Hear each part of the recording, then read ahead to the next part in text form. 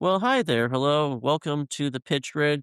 We have a very special episode today. We are welcoming into the podcast Favian Renkel.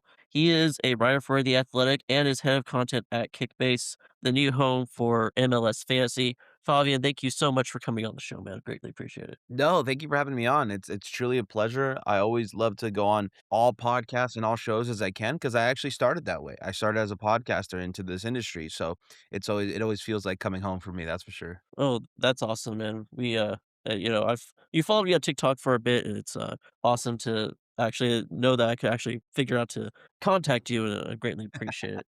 Uh, No, 100%. so I try my best to kinda reach out or at least, like, try to find as all the creators, that talk in this space on every single platform, which is kinda hard to do, right? yeah, But you get to meet people, like yourself, where I wouldn't have had this conversation or this connection if I wasn't on TikTok. So, yeah, it's definitely a great tool too. yeah, absolutely. And for me as a small creator as well, man, it's a huge tool for sure. All right, man. Let's dip our toes into this discussion. We want to cover a lot of bases, so let's get into it. So it is early doors in MLS. We just got back from international break. But what's something that is happening in MLS that isn't being talked about by the general media enough and or fans? Ooh, not talked about by the general media enough. That's a tough question because I'm kind of in it, So in Yeah. I feel like I see it every day. I live it every day. But something that I kind of want to bring up that maybe people on the outside don't know is the Vancouver Whitecaps may have to move outside of Vancouver or not even be the Mm, Whitecaps anymore. So if they don't kind of land a stadium deal, hopefully soon, their lease in BC Place, which is owned by the government in Vancouver, is gonna mm, be up. And currently in that deal that they have for BC Place, they're actually operating in the red every year. So the only way they wow. can profit or at least make something back is with jersey sales. So that's why if you ever looked at any Vancouver Mm, Whitecaps kind of post, they post their jerseys a lot. Like they really have to kind of sell that merch because they're operating at such a loss in the stadium rights. So they need their own stadium. They're having a hard time finding a stadium. But personally, I love BC Place, man. It's right in the heck of downtown Vancouver. All the train lines go there. I went to a game when it in the playoffs, and the whole city is just involved with the Vancouver Whitecaps. And personally, I think Vancouver is a soccer city. I know that's gonna sound crazy because hockey's huge over mm, there, but I saw you know, I wanna say about 8 to 10,000 people stopping that downtown to march to the stadium. Buses were being stopped so that all the fans can walk to the stadium. It was something that I never really expected to see in Vancouver, and it would be a shame if the Vancouver Whitecaps had to move. They're looking for a new ownership group at the same time as well, so they are for sale if I'm not mistaken. But mm. I always joke, like Thomas Mueller, you're on the team, you might as well just buy the team now. So, yeah, there's a whole bunch of question marks that, surround the Vancouver Whitecaps. The stadium one's the biggest, and then is a new ownership group gonna come in is always kind of on the horizon for them. That's crazy because this is a team that just was in the MLS Cup final, Yeah. a few months ago. And, do you have any idea where this might lead possibly? Do you have any, like, information that we might not necessarily know as fans or, anything like that? Yeah, so last I heard is that they were looking at this stadium site of a horse racing, stadium, if I'm not mistaken, and they were in talks to kinda make a soccer-specific stadium there, but there's Mm, also rumors that, like, hey, the Vancouver Whitecaps they might have to be the new Las Vegas team, they might have to be the Indy huh, 11 team because this is something where, Don Garber has been working hard, the commissioner of MLS has been working hard on trying to get them a, team-friendly deal in BC Place, which is almost impossible, and then, trying to get them a soccer-specific stadium, but it's tough when you can't get both done, you're kinda stuck in a limbo, and again, right. like, Vancouver Whitecaps is a big team in MLS right now, they have great players. Mhm. So, it's an interesting crossroads, right? On one hand, you made an MLS Cup final, you're one of the best teams in MLS, and the next hand or on the other hand you might not have a team next year. So Yeah. it's something that's it's really plaguing Vancouver Whitecaps fans, and it just sucks to see because they get a great turnout almost every game. I wanna say close to, like, 25 to 30,000 or even 30,000 plus sometimes. So, no, they get a great turnout out there in Vancouver. Yeah, they do. BC Place, like you said, is one of the more unique stadiums in MLS. I know watching it every time, it always sounds like it's a buzzing bee. Yeah. I love watching those games, and, that team is fantastic. The coaching, all of it is fantastic. It would just be such a shame for to see a club, uprooted, going somewhere else. It's not the same as in, like, English football, but still, like, seeing a club uprooted still how it's affected by the community and all that still But sucks. the Whitecaps have been in Vancouver, or at least since '74, right? They're an establishment in Mm, that community because of the NASL days. So it would be something that's truly unfortunate, just like how the Seattle Sounders are a part of that community, the Portland Timbers, right.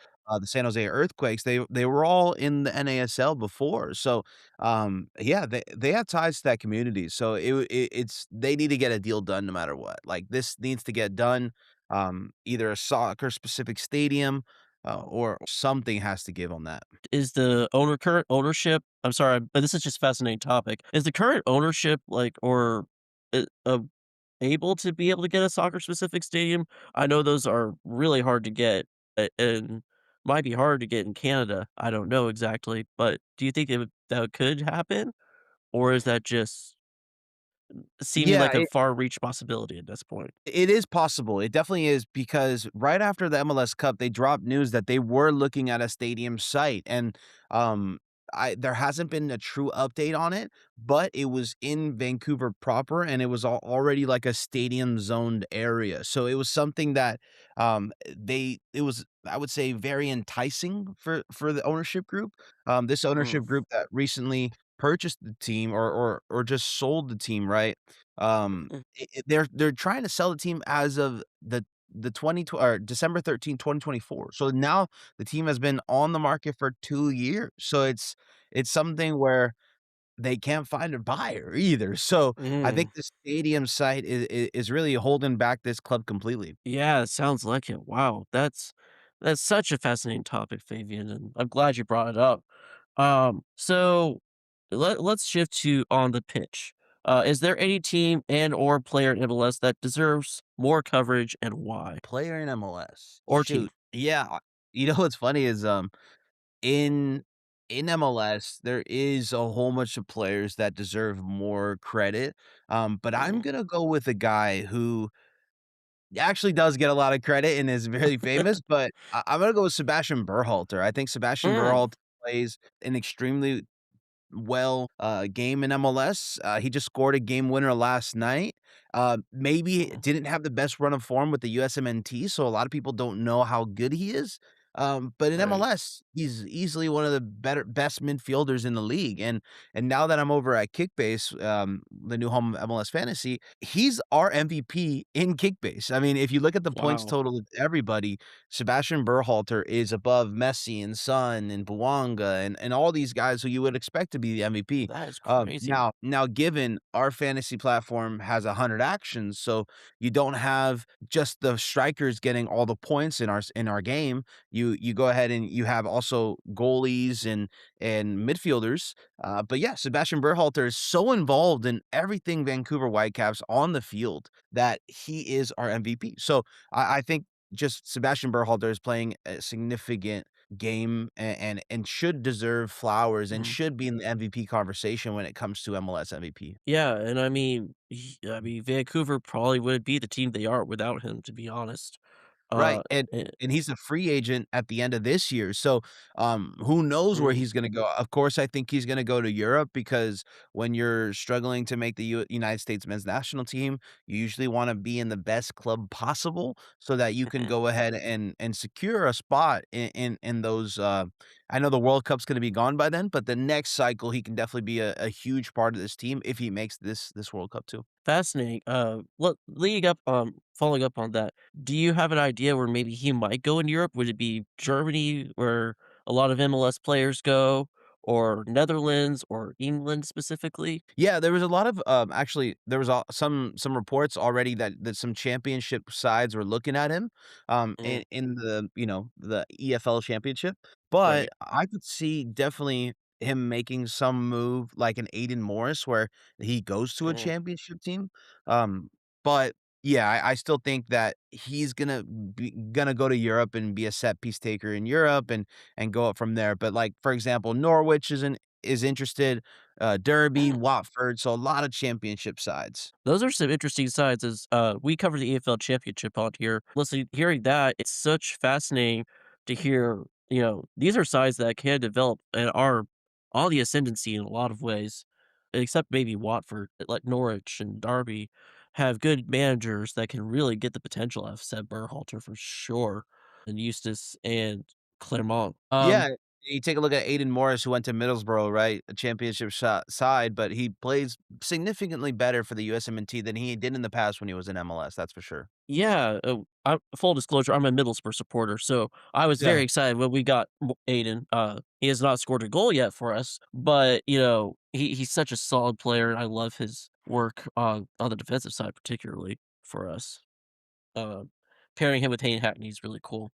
Um, are there any MLS narratives that are being overblown or overlooked, do you think, in this early stage of the season? Overblown or overlooked? That's tough, man, because, I feel like there's so many storylines, but I also think that the MLS season's so young. So, Yeah. what I would say is Son not having a goal in MLS yet is actually Mm. a little crazy to me, but the guy has 6 assists. So, Yeah. it's he had 4 last night, the first MLS player to or the second MLS player to ever do it behind Leo Messi, so it's so funny. I mean, he's so good at setting up, Denis Bouanga and Ordaz and everybody that's on that front line, or David Martinez for LAFC, but he Mhm. needs to get the ball in the back of the net, and I'm not sure if he's gonna have to take over some penalty duties, but it's been, if I'm not mistaken, 7 games now, and he doesn't have a single goal. So just to kinda give you perspective, this was my pick for MVP, and I don't Mm. know if he can get MVP without goals. It'll be interesting. What if he ends up with 30 assists, which would be insane, Yeah. but it would be definitely a conversation to be had. Can you be MVP just with assists? So, it's interesting. Yeah, that is interesting. I mean, it's not one you would expect for sure. The assists though, I mean, you could make an argument Bawanga could be their main number 9 anyway, even though Right. Song Heung-min is an incredible player, it could be a 9 on his own, but, it feels like they still want Bawanga to be the center of that attack. Am I quite wrong or on that? Or, you know I think it's a dual threat, but Sonny is more of a passive player. If he comes into a team first mentality, he's actually not a selfish player. I would say the most Right. unselfish player I've ever seen play, for LAFC for that matter. I think this is a team that Denis Bouanga is actually the most historic goal scorer for LAFC, and that's so crazy to hear because they have Yeah, 3 Golden Boot winners, right? They in yeah, their history, in their short history, they have Diego Rossi, Carlos Vela, and Denis Bouanga, and Bouanga now is the leading goal scorer for that franchise in history. So, um, that is it's insane. tough. It's tough because you know about all the stats and everything that Carlos Vela did for that club, but then you have on your team still the most, or has the most goals scored in the black and gold, and Mhm, you bring in a guy like Son's probably gonna pass the ball to him a lot, because right. you don't wanna ruin the history that Bouanga has either. So, no, I think this friendship that they have with both of them is actually something that I saw firsthand kinda go into, fruition because excuse me, behind the scenes, they're just the same way. They're best friends playing soccer, which is so funny. Yeah, But I think Son is more of a passive, player on the pitch, and Bouanga might look like the striker because he's very shoot forward or shoot minded first. mhm, So I would say if you had to say it, yes, he's the true 9, but I would say kind of they're like dual 9s, you know?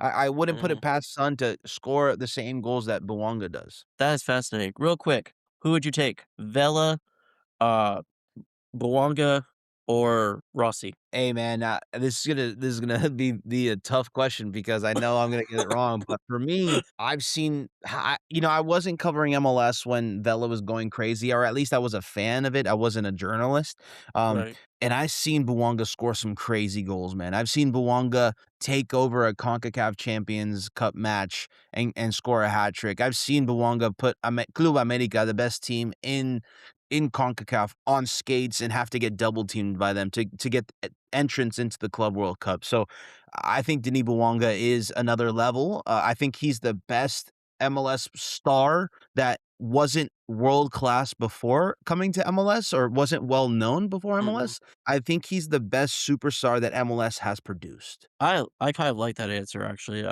as as one who's seen all 3, just not in person, but still, yeah, I could totally get where you're coming from on that. Um, so what are some big takeaways we could have from the young MLS season? I know it's early, but, we've got some interesting storylines already, like Nashville making a huge run already at the top of the table, San Diego, of course, doing their thing, Vancouver, we've covered them a little bit. Any, any takeaways we can have already from this young season? Yeah, look, I mean, maybe not a full takeaway, but this one's close to home for me. The San Jose Earthquakes are flying, man. I had them going like barely missing the playoffs, but this team with Bruce led by Bruce Arena and Timo Werner at the top is a completely different team. This is a whole bunch of runners for Bruce Arena. When you get rid of Christian Espinoza, Chicho Arango, Josef Martinez, you have to wonder where are the goals going to come from? And with bringing in Timo Werner, which has helped, he hasn't Mhm. been the focal point of this team winning games. What's been the focal point is the spine of this team is just willing to fight for every single ball, willing to fight for a clean sheet.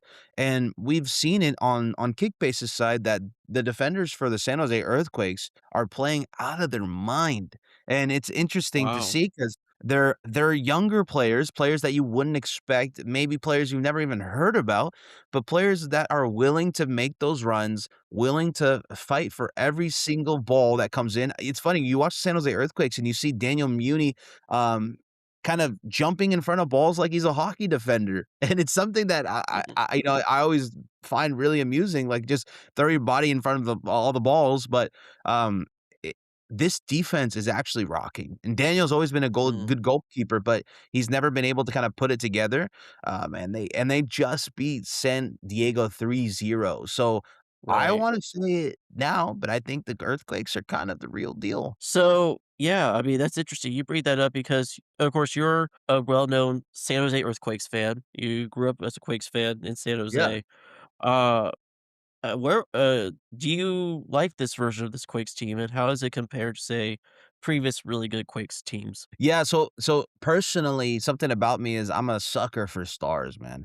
I like the flamboyantness of a superstar, and I felt like the Quakes always had, similar good stars. Christian Espinoza is a club legend, now over at Nashville, but Chicho Right. Arango was such a big get for the San Jose Earthquakes, and to me, it's kinda crazy that they couldn't get it together with Chicho Arango, Christian Espinoza, and Josef, playing better than he did when he just got his injury and kind of scoring goals at his age. So it's crazy to kind of look at this Quakes team full of great young talents, something that the Quakes Mhm. always had a great pipeline, and think that this team is better because on paper they're not, but they're making it work even at their young age, right? So it's interesting. I want to say I like the Quakes having superstars. That's something that always felt like even if they were MLS superstars, that always felt like something about their identity. But now Mhm. they kind of chose a brand new identity this year, and it's paying off. Hey, yeah, I mean, Bruce Arena has really, really done something special with that team this year. Really turned I think, his reputation around from his USMNT days for sure. Uh, with how how he's coached the Quakes. Um, what is one thing that MLS must change like immediately, in your opinion? Immediately? Oh, they Yeah. need to make a salary floor. 100%. If I was the commissioner tomorrow, I would make sure that every team has to fill every single DP before the start of the season, and I would make it so Mhm. that every single team had to use all their assets that they are given. There's teams that don't use their U22 initiatives. There's teams that don't use their young DPs. There's teams that just don't use every single mechanism, and I would make a floor that forced teams to have to do this. Hmm. If they fix that, if MLS were to do that, what would it change in the league per se, do you think? Personally, I think it would help parity a lot. You would see teams like the Rapids and Sporting KC being a lot more, um, uh, at the same level as Inter Miami. I know it sounds crazy when I say that, but I think they would compete a lot more with the big dogs in the league if they filled out all parts of their roster. Trust me, as a Sporting KC fan, I get it. I'd love Yeah, to see us get better at that for sure because, while I love the direction Rafa Wiki and company are going right now, it feels like we did this 5 years too late. And and now right, we're right. paying the consequences as a club. Fans, of course, are just getting tired and sick of it. I don't blame them, but it feels like we trusted Peter Vermes, who is an MLS icon, not Yeah. to mention US icon. Um, I feel like we gave him a little too much leash, and that's unfortunate for sure. Real quick, we had Nate Bukaty on the show a while back, and he was talking about SKC. What are your thoughts on Pierre Vermes' legacy in on not just MLS but American soccer as a whole? Yeah, that's a tough one because I became a journalist at the end of his career. But Peter Mm, Vermes to me was a coach who always had his team playing at a level that was way outside of their talent. To me, every time the San Jose Earthquakes kind of played SKC in a playoff match or in any sort of match, it was always one of the hardest games in the world. So to mm, me, I always felt like Peter Vermes was a great kind of this is gonna sound crazy, but like player manager, getting the most out of his players and making guys stick around, right? mhm. SKC was known for having players that were always a part of their teams. But then, Yep. there is a thing where you can overstay your welcome, and I think, Peter Vermes was a perfect coach for MLS 1.0, MLS 2.0, but this is a new world now. This is a world where LAFC can get a guy like Son and Inter Miami can get new players in every year. So it's something where you have to be able to adjust, you have to be able to keep up with the Joneses, and I don't think Peter Mhm. Vermes at the time of being let go was still doing that. Yeah, I have to agree with that. Sad as it is, I love him and what he did for Kansas City and the community, but still, I feel like he ended it on a very sad note. Yeah. Do you think that MLS is finally starting to catch up to some of the bigger leagues in the world, or is there some work to do still for it to be recognized globally? Yeah, there's still a lot of work to do. Now that working for a company that's a partner of the league, I tend to take a look at a lot of the perception of what people Mhm, have online of MLS, and I still think there's a ton of work to do, and I don't think that's gonna change in the in the next 10 years. I think it's gonna take more than 10 to 20 years possibly to kinda change the perception. I think MLS is going in the right direction. I think a lot of people mhm, forget that this league's only been around for 30 years, which is actually kind of wild when you put it up against other leagues around the world that have been over 100 years or even 80 to, 120 years. It's something where MLS is so, so young, and people forget that. mhm, And I think to have the likes of Son and Messi and Rodrigo de Paul already choose this league because they wanted to be here means a lot. mhm. And I think you're gonna see a lot of players come after this World Cup. I mean, Antoine Griezmann's already coming. Now, Right. I don't find his move as monumental as like Son because Son chose he could have played in another team in Europe and he didn't. He chose that he wanted to go to LAFC at a younger age, which is actually insane. And I think if MLS can get maybe get guys that are not past their prime, but maybe at the end of their prime, I think the doors can open up on this Ye perception of MLS. I think, once players are coming within their prime, I think that's when a lot of people are gonna start to turn that, okay, maybe MLS can compete with the bigger leagues. Now, Do I think that we should be competing with the bigger leagues? No, I don't think that Mm, we should be competing with the likes of, Serie A or Ligue 1 or the EPL or La Liga just yet. I think we need to be competing with Liga MX. We need to be competing with the Brazilian league. We need to be competing with the Argentinian league. I think we need to be able to, be the best league in the Americas first, and then we can start talking Europe. And I know that sounds crazy to say because Brazil is going on a tear. I mean, Brazil has become possibly a top 7 league in the past couple of years, and mm. and and they are just flying with the amount of transfers that are coming into their league and the type of money that's being thrown around. But I think our goal should be to compete with Brazil. Until we are there, we shouldn't even look at Europe. That's fascinating. I like that. Could you maybe break it down for those who are listening? A lot of our audience is NFL based, but can you break it down a little bit so they can might understand what we're talking about when we say compete with these Yeah. leagues compared to the bigger leagues in Europe? Yeah, I mean, the biggest thing is we have to be in a tournament that competes with them hand on hand, right? So, or team by team. So, being in Libertadores, which is I would say, the Champions League of South America, would mean a Mhm, lot to MLS. And because we have Messi, there's been rumors that they want to possibly host some MLS teams in that tournament. Now, I always think if the Americas are stronger, um, you know, blades are going to sharpen blades. So, mm, yes, right now, the Brazilian leagues would destroy MLS teams. It didn't happen in the Club World Cup, actually. Seattle actually held their ground, in my opinion, with Botafogo. I was there at that match, but that's Botafogo is a Brazilian league team, mhm, but the quality level was still different. When the EPL buys a player from, let's say, the Brazilian league, like Ezequiel or Esteviquial, excuse me, the mm, Chelsea guy, yeah, he's ready to play for Chelsea. That never happens in MLS. You can't just buy a player for MLS and they're ready to start for Chelsea, right? So, right, usually it takes a couple of years of training and a couple of years of working up their team sheet, but in Brazil, you get the hottest prospects that are ready to go and play the best, European soccer possible. So, when I say compete with Brazil is we need to become that. We need to become a hotbed of young talent, even poach Brazilian talent from the Brazilian league. Or I know we do it already with Argentina. We actually poach a lot of Argentinian young talent, but mhm, we definitely need to do it with Brazil, Uruguay, another country that has a lot of young talent, Colombia.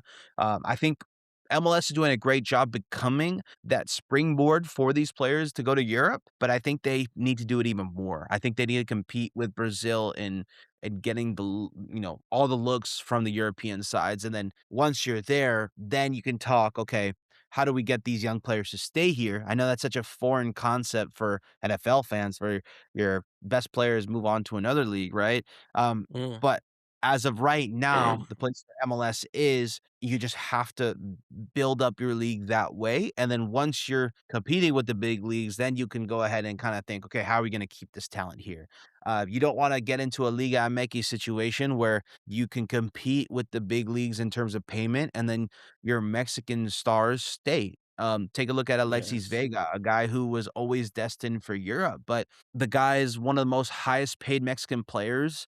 The guy is a real A-list celebrity in Mexico. He plays for the national team. Why would you leave that? Like, why mm, would you leave a country that you are an A-list, you're like Leo DiCaprio in Mexico. Why would you try to push yourself to go to the best, quality of football when you already have everything? So that's another thing where, like, Liga MX, in my opinion, they're holding back their national team by paying their people a little too much where they're not, getting out of CONCACAF and trying to play in mm. Europe. You can also say the same about Turkey, to be honest, if you want a European example of that as well. Yeah. It's interesting you bring that up because I heard Zealand talking about it on one of his recent live streams. So that was fascinating Yeah. you bring that up. Because I was gonna ask you about that, but you covered it brilliantly. I love that. In your time covering the league, what are some things that people normally get wrong about MLS? Oh, the biggest thing to me is that the defenders aren't good, and I don't wanna say they're completely wrong, but in MLS, you only get 3 or 4 slots or 3 excuse me, 3 DP slots for players, right? And what's gonna Mm, bring people to the stadium is you're gonna have to get offensive players. If you could look around the league, there's not many defensive DPs. I think there's only one in Miles Robinson, but he's a Mhm. USMNT player, right? So Right. you're looking around the league. Everybody has DP players. A designated player is when you can spend as much money as you want on them. So every team's allowed three. Of course, they're going to spend money on strikers and attacking minded players because goals are what bring people to games. And I think the notion where all the defenders in MLS suck is not truly fair because it's not a level playing field because the salary cap exists here and the roster mechanisms exist. So teams aren't spending crazy amounts of money on defenders in MLS. But Mhm. given that, I think they can be better. But I do think that that connotation is always wrong. Yeah, I kinda like that, especially you mentioning the offensive DPs particularly. In your time writing for major outlets, how does media shape how people see what's happening on the pitch? It's tough because the media landscape is changing completely. I mean, it's so tough because in a world where if you have a social media following, it's just as powerful as writing for a big outlet. And I hate to say Mhm, it, but we're living in a social media world now where if you are a writer or if you're a journalist, you need to be able to also market yourself on social media, just like the TikTokers, just like the Instagrammers the YouTubers, you have to be able to fight against, all the misinformation that's out there that is spread by just fans, right? And sometimes you get fans with huge followings and maybe they say some certain things that just aren't true. And it's tough because then you face all the backlash of their cult following because you're trying to release a true report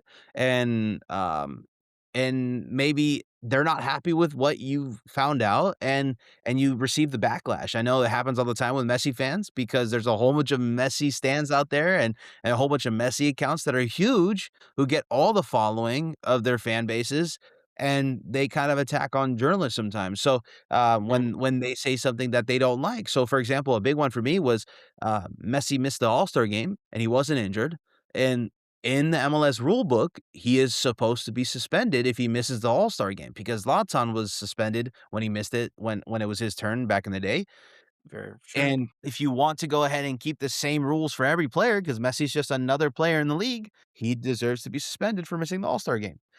So, that was something that I kind of brought to the limelight, or at least I was pretty vocal on, and I received a lot of hate. So, you have to, stand your ground. That's the biggest thing.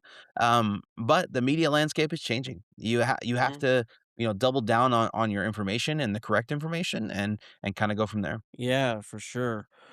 Speaking of media landscape, let's head into Kickbase. You are the head of content at Kickbase, and you have been promoting it a lot, of course, because Yeah. you're head of content. Uh, what drew you to Kickbase to move all the way from San Jose and make yourself a New Yorker? Yeah, look, this is an opportunity I always dreamed about. Yeah, I wrote for a whole bunch of major outlets and worked for Sports Illustrated and 90 Min. But this was something that I truly hold dear to because I know a lot of your listeners probably play fantasy football and how much that drives Mm, the NFL. Um, for me, I'm a huge fantasy football fan, man, and I've been for my whole life, honestly. And it's such a big driver for me to kind of be involved in NFL football. Shoot, when fantasy's over, I don't even watch the playoffs. Like that's how much of a sicko fantasy I am, right? So, for me, it's like I know how big this can be, and I know how important fantasy could be to a league like MLS, where you are in competition with your friends, you are in competition with your social group, you are in competition with your work. And I think if you all play a game together, you're going to just naturally start to learn the players of the league. You're going to start to naturally watch games. Now, the reason why I love Kickbase so much is because they bring head to head to the table, which is very, mm. very similar to fantasy football, where I get to talk smack to the person I'm playing against because I know Denis Bouanga is going to score a hat trick, you know? So, I'm very passionate about this.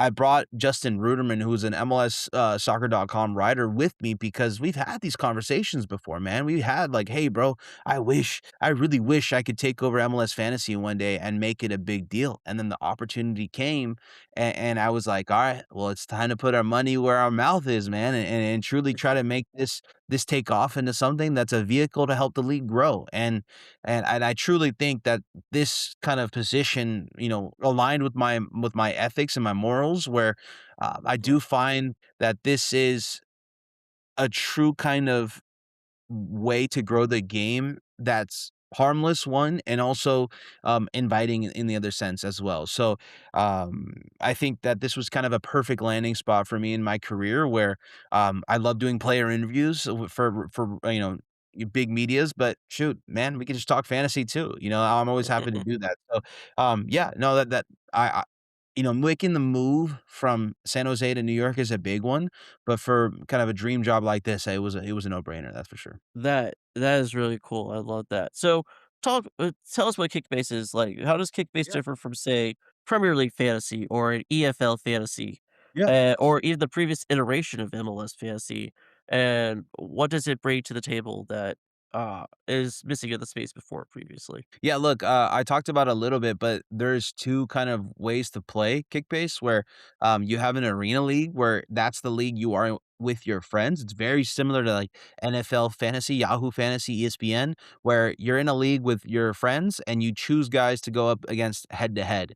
And there's another mode called Rush where you play against all the fans or your club's fans or your club plays against other clubs. So there's kind of different ways to interact, but the biggest difference from Kickbase to other, fantasy platforms is that Kickbase is overall, or excuse me, it has 100 actions. So, Mm, in fantasy football, I'm glued to the TV watching, seeing, how many yards Saquon Barkley ran on this run, right? And it's point 0.3 points that mm, go into my lineup. In Kickbase, that's the same way. You're watching every single action by, let's say, a Sebastian Berhalter. If he's taking a corner, if he's doing a free kick, if he hits the post, you see your points jump up in live time, which is so crazy to mhm, me because I watch fantasy football the same way. I have Yahoo open and I have, Red Zone on the TV. The same thing happens for me when I watch MLS now. I have 360 going, or the game that I'm watching, and I have my Kickbase app open, seeing what points I'm getting. So I think this is so much fun relative to what was before. Yes, I played the game before.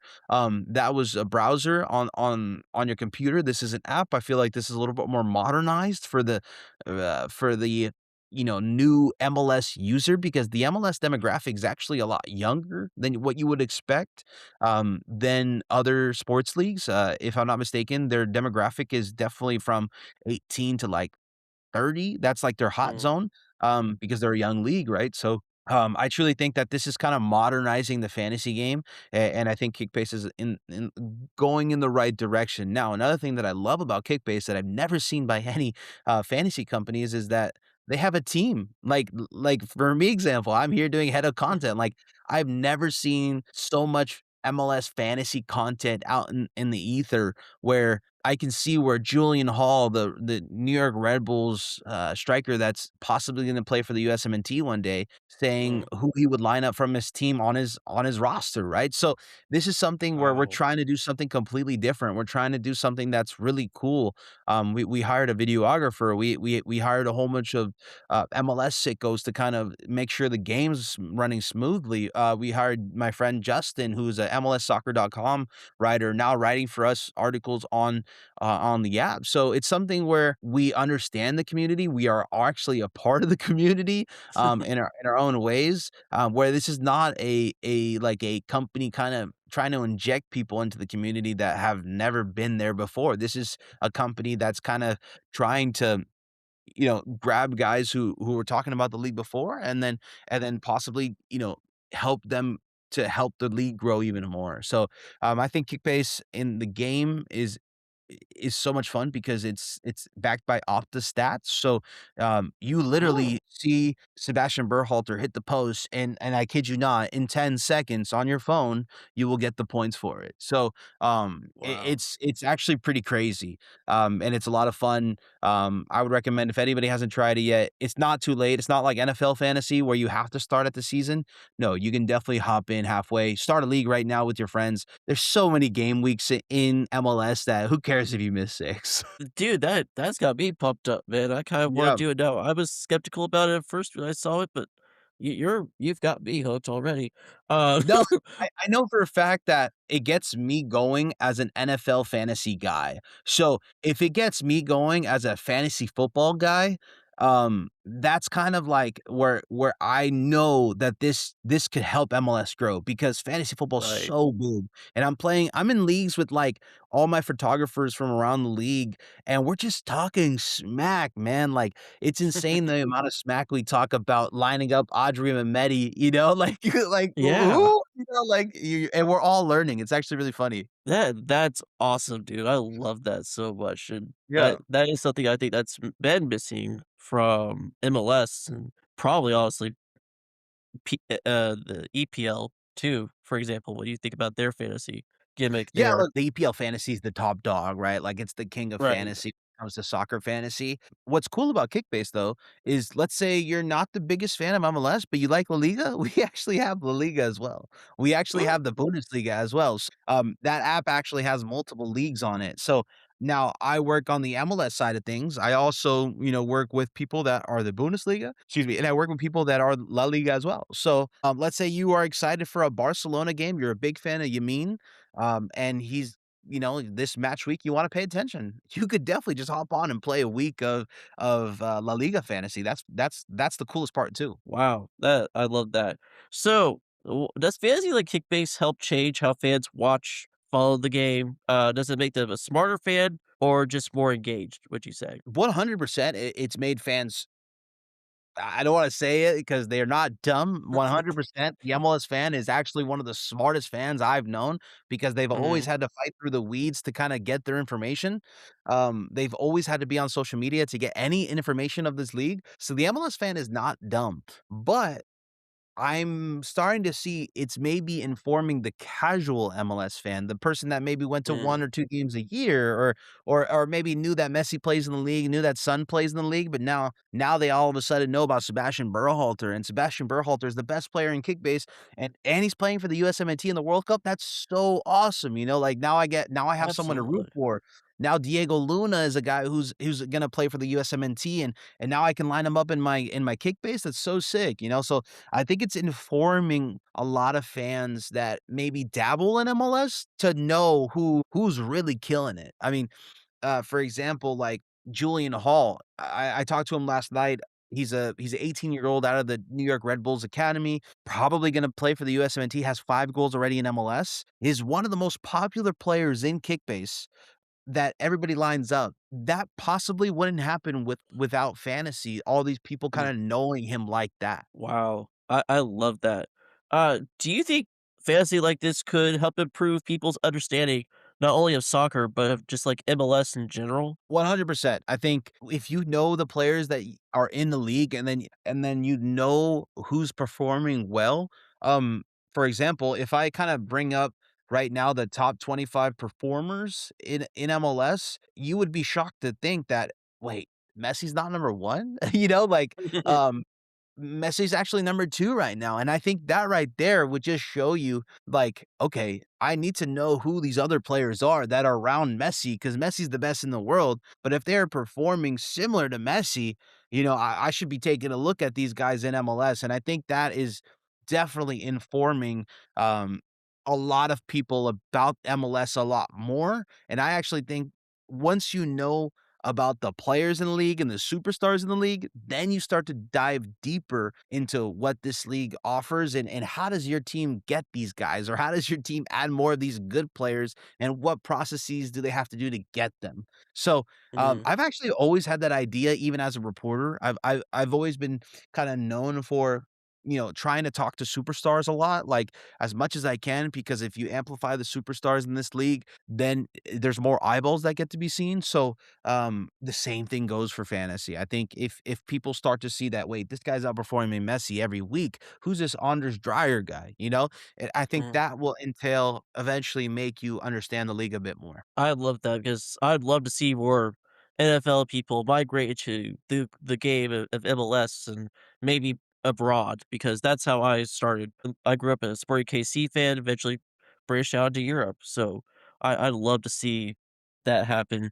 L My Let me tell you this, because you're a Sporting KC guy. I'm a journalist. I should know almost every player in the league. Can I be honest with you and have a kind of a backstage moment where I didn't know too much Absolutely, about bro. Berg I didn't know too much about Berg Johnson before I started playing Kickbase, and now I know all about him, so even as a journalist or as someone that covers this league, it helps me as a tool. Yeah, that is really cool. Cause like you said, the MLS fan in general, I think, is rather educated and loves the league and knows a lot about it. Because, like you said, we've scrapped for it. Yeah, it sounds like it could bring understanding of this league to a whole new level, and I love that.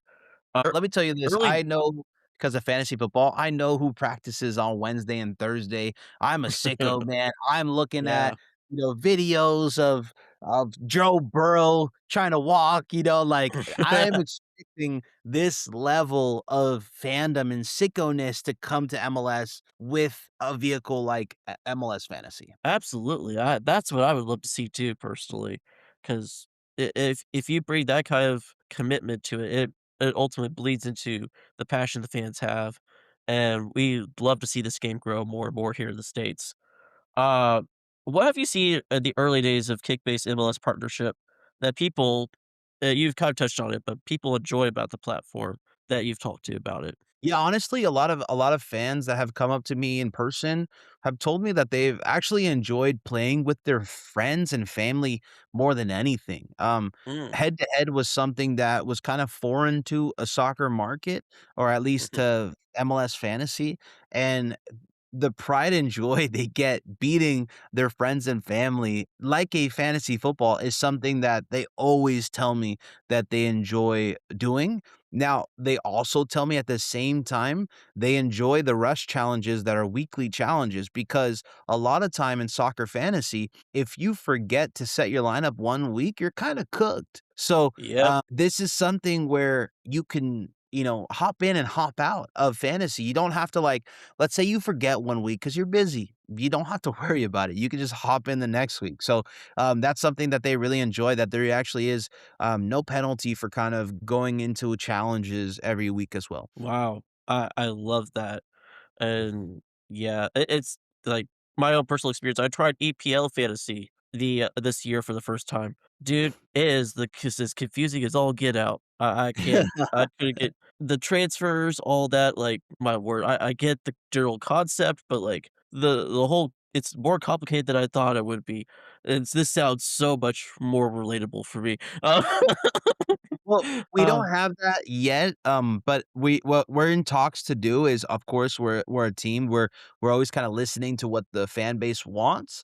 right. We are gonna add modes, so we're gonna have different modes for different fans, and eventually transfers and things like that, like the more stereotypical soccer fantasy will eventually come, but also the modes that we have now will always be here too. So that's kind of the cool thing about this too. That actually is pretty cool. I like that idea a lot. So let's transition to World Cup.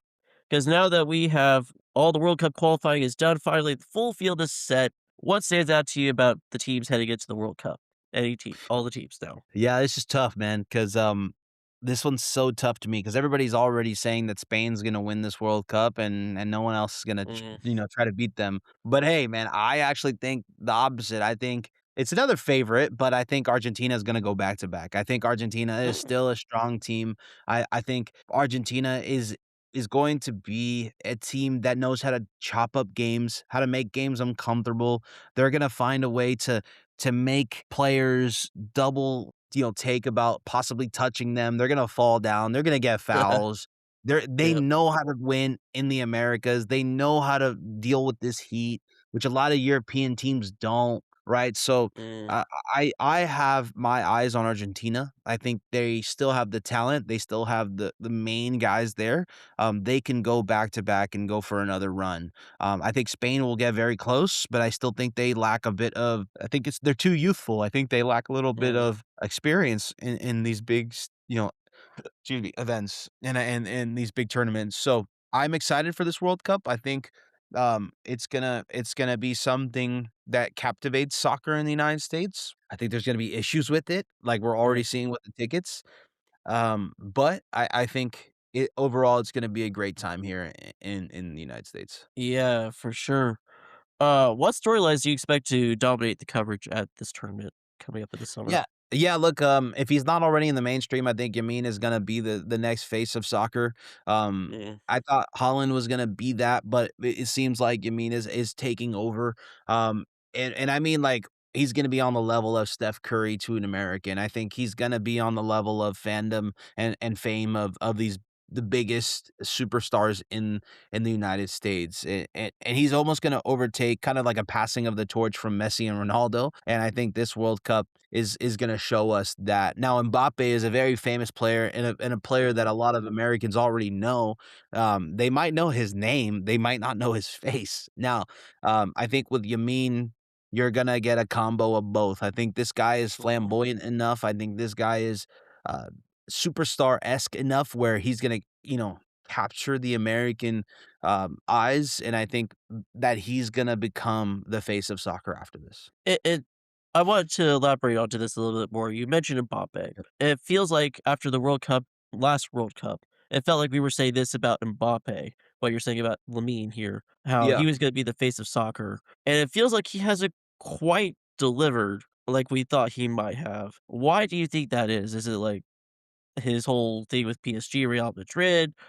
Or do you think it's a bit of talent, injury? What do you think's happening there that he hasn't quite capitalized on what we thought he could be? Yeah, look, Mbappe is a World Cup player. Now, this is kind of my argument too, is maybe everyone's coming in thinking Yamin, Yamin, Yamin, Messi, Messi, Messi, and then Mbappe breaks the total goals scored in a World Mm, Cup record, right? So Mbappe's quietly kind of becoming one of the best soccer players of all time in World Cups, and I think this is something where he's almost like a James Rodriguez, where he mm, plays crazily well for his national team, but maybe leaves a little bit on the bone for his club team. And his problems with PSG, with Neymar and Messi not working out and their mhm, failures there maybe overshadowed it a bit. And then the failures at Real Madrid and things like that. It hasn't been the best start for him there.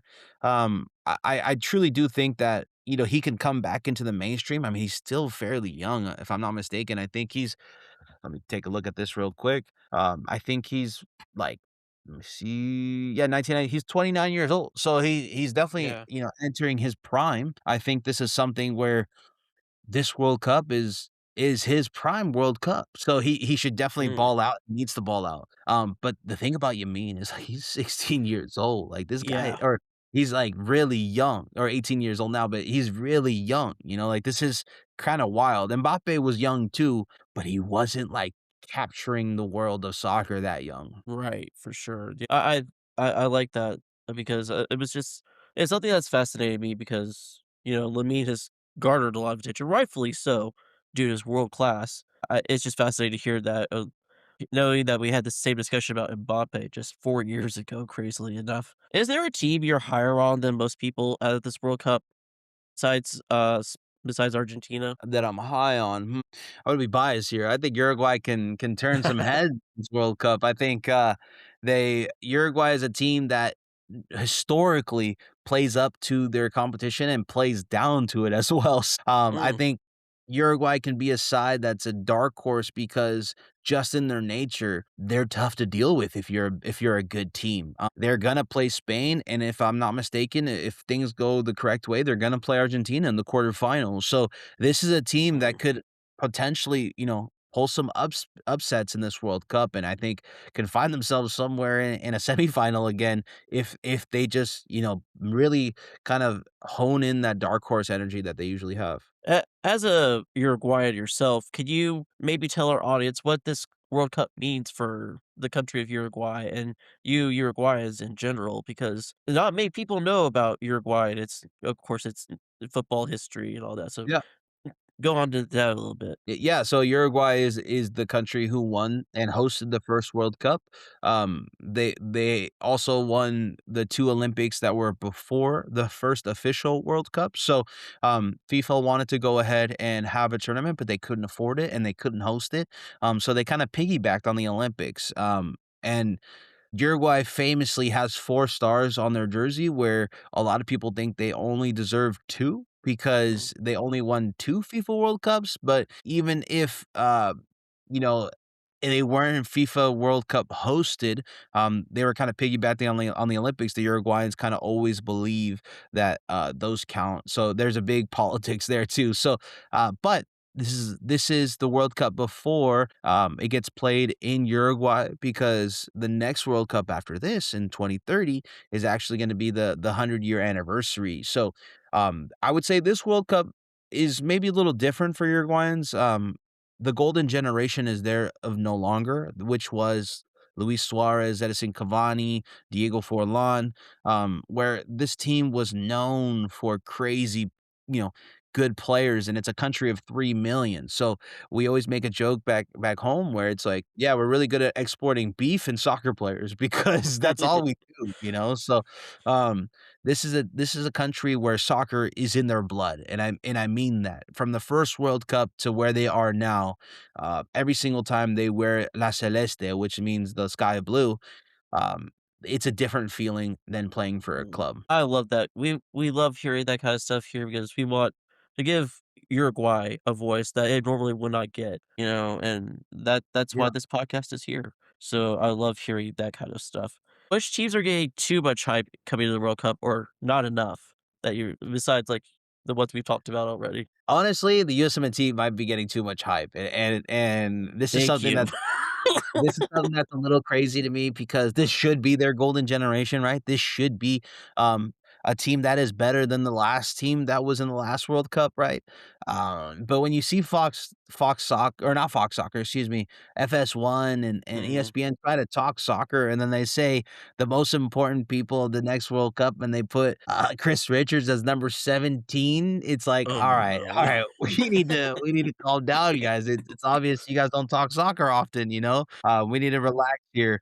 But, yeah, I think, the USMNT 100% is coming into this very overrated. Pulisic hasn't scored for the red, white, and blue in, I think, 2 years. So, this is this is something where it might be at DEFCON 5, like, we're almost there, Yeah. but, I think, yeah, they're coming into this tournament a little overrated. Yeah, what team and players should listeners watch heading into the tournament that you think? What do you think on that? Team should people watch? It Or depends, it players? depends. Oh, what players? Yeah, of course, Lamine is one, Mbappe is another, another one is, if I'm not mistaken, Florian Wirtz is the best German player, if I'm not mistaken.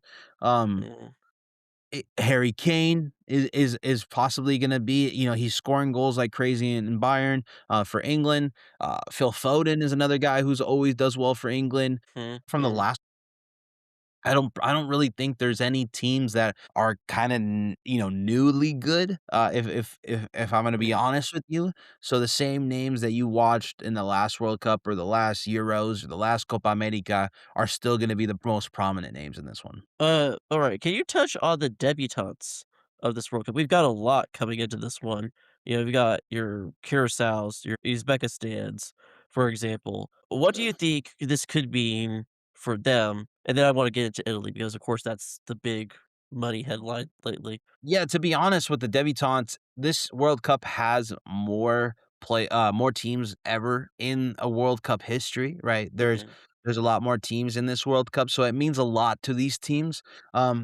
A team like Cape Verde, which has never been able to make a World Cup before, this means a lot to them. I mean, I know mhm, this team well because they actually had a lot of or they have, 2 or 3 MLS players on it, and it's a team that possibly never thought about making a World Cup and was able to qualify over the likes of Nigeria, right? So, you're starting to see, at least with African nations or smaller nations, soccer infrastructure is starting to kind of, pick up as well. Mm, Starting to be on the same level of other soccer nations that were kind of the mainstays of a World Cup, like the Nigerias, the Italys, the Chiles. Like, you're starting to see a lot of programs around the world, find ways to kind of, 1, get players that they, usually would never get. 2, kind of look at ways they can improve at at the lower levels, at their youth levels, at their national levels, on their, like, league level of their nation. There's a whole bunch of ways that teams are getting better, um, all over the world, and FIFA is actually, this is something I wrote for Urban Pitch, but FIFA is actually doing a lot kind of distributing the wealth to these, at least for the African nations, and a team like mhm. Cape Verde is actually reaping the benefits because they're able to kind of, get these funds and truly, show it on the big stage. Yeah, do you think any of them could actually compete at the tournament, or is this kind of too big for now for one any of those I any of think those this nations? this is, a tournament that the biggest teams always win. I think Right. this is a tournament where you never get a true Cinderella story. Now, can one of these teams make it out of the group stage? Sure. There's actually gonna be 3rd place teams that make it out. So, Mhm, I this is this is something where you could see these teams, make it out of the group stage, and it's still a beautiful story for that country. This is still a beautiful story for all of soccer. But to think that they're gonna go ahead and beat Argentina in a final, I don't think so. yeah, agreed. Can you briefly just touch on Italy, and do Oh, you think that this might be the demise of maybe Serie A, the Italian game in general? excuse me. I actually thought the demise of Serie A was already coming. I actually thought Mhm, where, um, the EPL and La Liga are just miles ahead of Serie A. I think Serie A was kind of, I actually just watched a video on this where Pep Guardiola kinda killed Serie A because Serie A was more known for defense, more known for, tactical adjustments, mhm, within the game, and also having like a creator 10, which you don't see in modern football anymore because you need all starting offense players to go ahead and press, and similar to what Pep Guardiola likes to do is defend from the front, right? So, um, I truly think Serie A, unless they decide to change, which is tough because it seems like a lot of Italians in the soccer world are stuck in their ways, and they believe that, they're gonna qualify every time, even though they mhm. don't. I don't think the yeah, it's I saw something crazy where I don't think Italy has qualified for a World Cup since the iPhone 6 or something, right? So, it's truly wild to think, right? There's so many Italians, there's so many good players in Italy, but Mm, they can't qualify for a World Cup. But yeah, the demise of Serie A has been coming. I think that started with kind of the changing of the world's game, where, mhm, a lot of defenders now have to be good with with their feet, and then also there's no place for like this nice 10 besides MLS. Actually, MLS has a lot of tens in it. But mhm. in yeah, a lot of teams like to press like crazy now. So, it's interesting. It's interesting. It's definitely affecting them on the national scale too, and internationally. So, yeah, it's gonna be interesting to see where Italy goes. Yeah, for sure. Let's quickly touch on USMNT real quick. Mhm. Where do you think this USMNT team, after a couple of really tough losses or bad losses, compare depending on how you think about it, where do you think they stand right now in terms of the rest of the world on the football stage? Honestly, they're friendlies to me. I don't think the losses are that bad. Yeah, they're demoralizing. Um, but you want to be able to go ahead and play the best talent you can before a World Cup to kind of tune up into it. I still think there's a lot of question marks for these teams. I still think that Pulisic, for one, is playing a lot of hero ball, which he shouldn't be. I think this team needs to play a little bit more like a team instead of, trying to beat people 1v1. Mm, But I still think these are friendlies, and I still think, yeah, we look like a B tier team. I think the likes of Belgium, um, showed us that no matter if we can press and press and press and try to attack their goal and eventually score, we take a lot less chances to get scored on. And I think mm. that's gonna be our Achilles heel where good teams can just score on you in a blink of an eye. And all they need is one chance. So, this is a big lesson for Mauricio Pochettino. Um, it kind of exposed the US to the world, right? Like, yeah, this team doesn't look like it's ready just yet. So, they have a lot to work on, that's for sure. Yeah. Do you think that they're being judged too harshly, particularly by fans based off the friendlies, or is that kind of justified? I think so. I personally think so, but Americans, they wanna be the best at everything, so you can't be the Mhm. best in the world if you're getting beat 5-2. So, um, I truly think that, yes, they are friendlies, we need to remember that, but yeah, the Americans are definitely wanting more, because especially because the World Cup's on home soil. They thought the team would be ready by now, and I don't think it's Mm. happening. Yeah. Um, what are the biggest strengths and weaknesses of this US men's team coming Yeah, into the the World strength's Cup? definitely the midfield. You have so many players who can play in this midfield. You don't even know who's starting, right? You have Tanner Tessman, shoot, um, you have Adams on the bench or not even near this team, right? You have Johnny Cardoso who's playing Atletico Madrid. But I think that you're struggling on the defensive side of the ball, and I think this is tough Mm, because a place where the USMNT was so good at a couple of cycles ago, the goalkeeper is a bit lacking too. So mm, this is gonna be new to American fans that are just tapping into soccer for World Cups because we've always been known for, goalkeepers, and it's funny because we don't have that anymore, but the midfield, I think, is the USMNT's biggest strength. mm. Are there players you think are musts to be on the World Cup roster besides the usuals? Who would you put at striker particularly? Striker, I would have to do Florian Balogun. I think Balogun for Mm, me shows the United States. I think he's still the best quality striker that we have. Now, I kinda do like having a false 9 striker with Pulisic because you can add another midfielder on there. Um, but I think, yeah, for me, striker is Florian Balogun, and I think you have to bring this is controversial because a lot of people don't like him, but I think Tim Ream needs to be on the roster. I think Tim ooh. Ream is a guy who is gonna add a veteran presence in that locker room, and it's obvious that they need leadership. I think this team, lacks leadership from head to toe, and that comes from the Mhm. top, you know? But I think if Tim Ream is on this roster and in that locker room, I think you need a guy like that personally, but maybe not in the starting lineup. I would bring him on, um, with 20 minutes to go to hold a lead or something like that. But yeah, I think you need to bring a guy with veteran experience there. Do you think that Flory Balogun is a long-term solution or just temporary for the World Cup at striker for this team? I don't know, to be honest. I see him as a player who has a lot of potential. For me, I remember the Copa America where he balled out. Like he was the best player for the United States men's national team in Copa America. It almost looked like he was gonna overtake Pulisic as the star kid for the United States men's national Mhm, team. So I still think he has it in him. I still think he's raw. But he may be a player who just plays better with big lights. And that's mhm. kind of what you need as a striker. Maybe he's never gonna reach the Clint Dempsey kind of potential, but I think he's still gonna be very serviceable for the USMNT. That's yeah, I could see that for sure.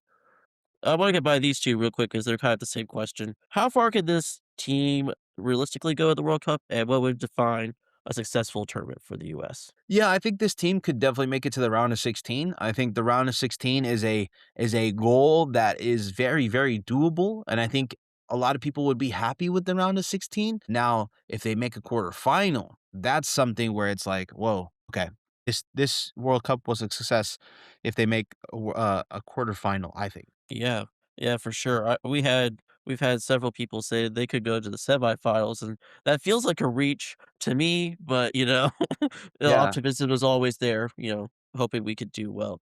Uh, Zooming out a bit, do you think that the beautiful game has grown much in the US the past decade, and what's driving that growth the most? Yeah, in the last decade, I think the beautiful game has grown on the US side. I think, MLS actually has a lot to do with that, with bringing Messi stateside. I mean, if you see a pink jersey nowadays, you don't think Juventus, Mhm. Lazio, you don't think that ever. You know Yep. 100% it's an Inter Miami jersey. And I think that matters a lot when you're looking at the kind of the sports zeitgeist. I think bringing a player like Messi, maybe not in his prime, but bringing a player of that caliber, the best player of all time, after winning a World Cup to MLS is something that they're gonna write books about. They're gonna write or make so many documentaries about that moment and his first couple of years here. And I Mm. think at least in Florida, like soccer is pushing, the best kind of sports in the world or in Florida. I think Inter Miami may go hand in hand with the Miami Heat nowadays. So I Wow. think in the last 10 years, I think big teams have done a lot to push this soccer forward in MLS. Now, I live on the East Coast now. I Mhm, see a lot of the EPL fandom here, and I think that that proximity to England may have to do with a lot of that. mhm. But I do think the game has always been very popular for the EPL here, even 10 years ago. So the biggest change I've seen was definitely the change in MLS. Mm. I I I could see that totally. Do you think, like, bringing in Mo Salah now I know this is just rumors, but Mo Salah is, of course, being rumored to maybe go to Inter Miami potentially. Do you think Yeah. that could help accelerate things as well, considering where he is in his career right now? Yeah, I don't know if Mo Salah pushes the needle for a team like Miami. Now, if Mo Salah comes to New York City FC, now we are talking, right? Like he Mm. goes into a market where he will be a king. I mean, I already saw Mo Salah mural here and he doesn't even play here, right? So I think he needs to go to a market where he will be beloved and he's their guy. And I think New York is itching for that, man. I think New York needs that. Mm. They don't have a single guy for both teams. And I think if Mo Salah came to the NYCFC, that would be something else. That yeah, that would be fascinating for sure. Um, do you what's holding back the game from growing even faster in your opinion right now, do you think? Honestly, this is kind of get your tinfoil hat time. I think the sports media landscape has you know, a prejudice against MLS, and I think this is the case because MLS went to all digital. They went to Apple platforms instead of renewing with ESPN and Fox, Mhm, with their linear deal, and I think people still watch SportsCenter like crazy. People still watch ESPN, people still watch FS1, and soccer or MLS is nowhere to be found on it mhm, because of the deal with Apple, in my opinion. That's kind of like mm, something that I think because 'cause you'll see, like, Division 3 and NCAA highlights of a soccer match on the top 10 instead of Messi's goal, right? So, right, that's something that's definitely coming from the top. mm. But personally, I think if MLS made a better job to not ruin those relationships, I think maybe MLS could be at a different kind of place in the general sports zeitgeist right now. Do you think that's fixable? I mean, like, we've talked about how Kickbase, could totally be a growth accelerator for it. Do you think that perception with the ESPNs, the Foxes could, be fixed with something like a Kickbase and grow the Or game more? Yeah, look, I don't know, to be honest. I know this is gonna be, like, kinda crazy, but, like, how do you break into that normal zeitgeist Mhm. sports gambling? Uh, what's something that's gonna get someone that watches SportsCenter to watch an MLS game? I don't think there's much, right? Like, they're already past gone. Like, they're talking LeBron legacy over, LAFC, Inter Miami, like, Yep. 100%, right? So, um I truly think it's with time. Their only way is letting those kind of older sports fans kind of get older and older and older, and then eventually my age, I'm 30, will become those old Mhm. people watching things, all day, and then we kinda, say the landscape, but yeah, I don't think it's repairable, to be honest. Uh, yeah, I hate it, but I kind of feel like you're right at the same time. Yep. What needs to change for football to be break into the mainstream? Or is that not just gonna happen like we said with the old people, the zeitgeist in Yeah. general? Yeah, look, I think I've said this on a lot of podcasts that I've been on, but I truly think that after this World Cup, recreational soccer will boom. I think I'm already seeing a whole bunch of soccer content from just recreational soccer players. I'm not even talking like former players. I'm not talking like people that are pros. These are just normal people playing rec soccer, making a ton of content about it. And I think you're seeing all these like small pop-up fields on rooftops in Austin. You're seeing all of them around New York. You're gonna start seeing street ball become a real viable thing for Mm. older people to get back to their nostalgic roots of playing soccer when they were a kid. Because don't forget that everybody in the US plays soccer when they're a kid. They just don't play it ever again when they're older. But I think you're gonna start to see that after this World Cup, that people are gonna start to play recreational soccer a lot more, just like they would play recreational basketball or even like pickleball now. I think soccer is gonna be kind of the cool thing to play. Like, hey, let's go pay pickup, you know? I Yeah. think that's happening right now already. I think we're gonna see it even more after the World Cup. Wow. That would be really cool to see for sure. And I think that's gonna help grow the game 100%. Oh, that'd be awesome. So when you combine everything, the on-field product, media coverage, fantasy, and fan engagement, what do you think will ultimately determine how soccer can grow here in the US? It has to be that grassroots. I think main media talking about soccer is never gonna work, especially with the demographics that watch TV.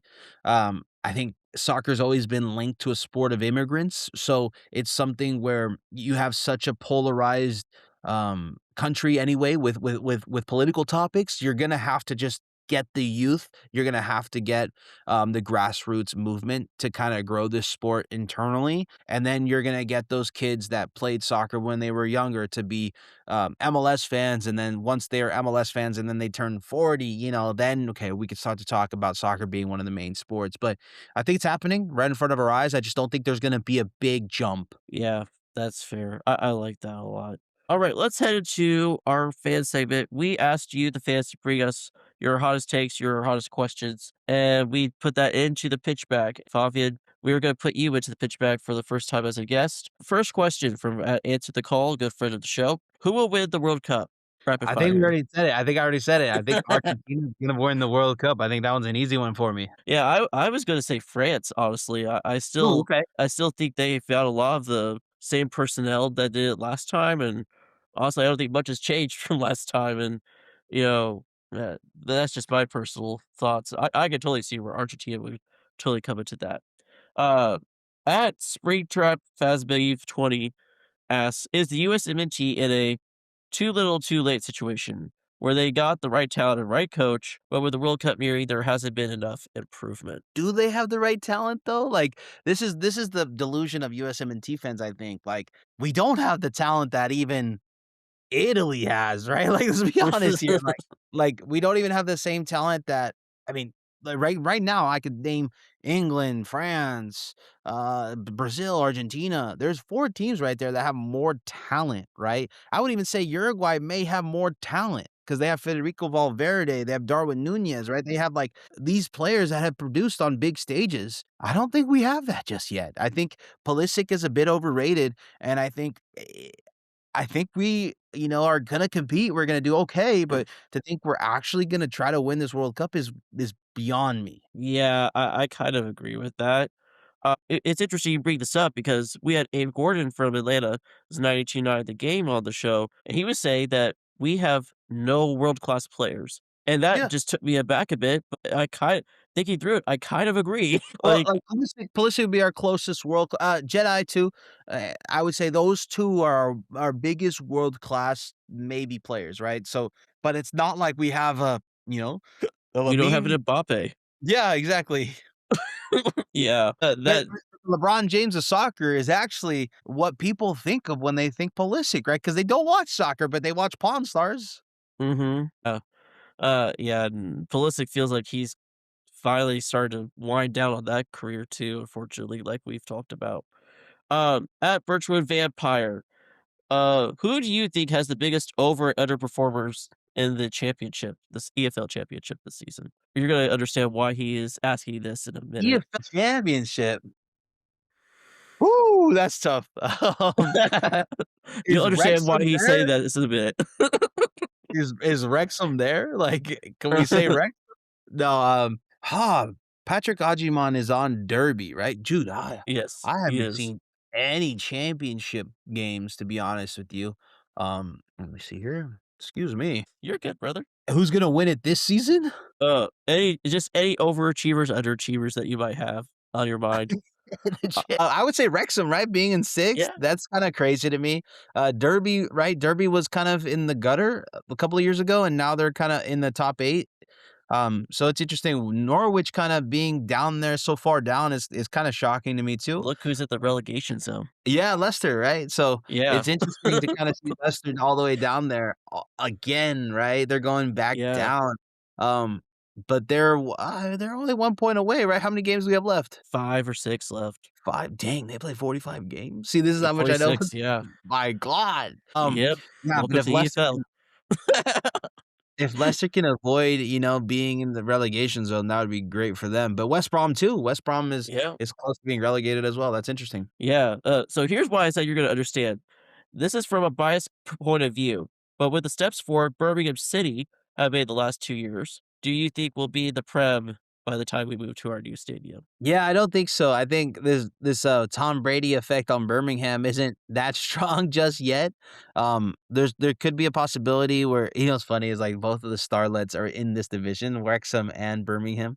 Yeah. But I don't know, man. I think Wrexham is a little closer. I think Wrexham could turn some heads if they're in the EPL first. Yeah, I mean, have you seen the new stadium for Birmingham? It's quite fascinating, honestly, if Well, you look at the pictures they put out for it earlier this season. Yeah, they've got some ambitions, I just don't know. They very well could, but it has to be the coaching and the development.